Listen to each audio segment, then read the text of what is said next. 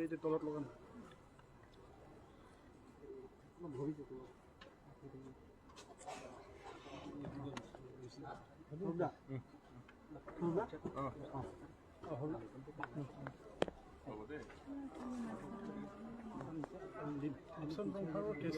অধিবক্তা হিচাপে আপুনি আছে হয় তেওঁৰ কেছটো কেনেকৈ বিশেষ কেনেকৈ তেওঁ বেল প্ৰচেছ হৈছে বা তেওঁ কিমান দিন শাস্তি হ'ব এইবিলাক এতিয়া তেওঁ আজি বেলটো এপ্লাই কৰিলে এইটো মানে আমি কি কয় ছাডেনলি আমি গম পালোঁ যে তেওঁ এৰেষ্ট হৈছে বুলি তেতিয়া আমি মানে আছিলোঁ সেইকাৰণে আমি মানে অৰেল ছাবমিশ্যন এটা দিলোঁ তাৰপিছত কোৰ্টে ভালকৈ চালে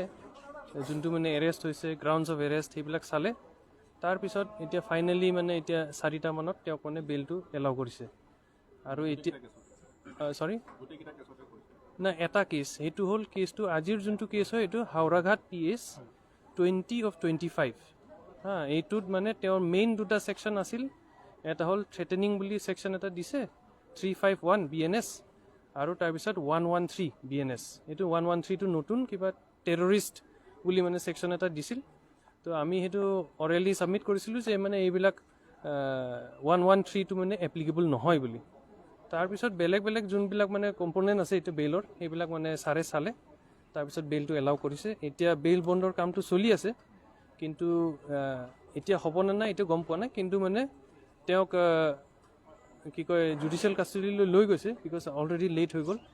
আৰু যদি বেইল বণ্ডৰ কামটো আজি হৈ যায় তেতিয়াহ'লে মানে তেওঁক মানে এৰি দিব আৰু আজি এৰি দিব। Thank U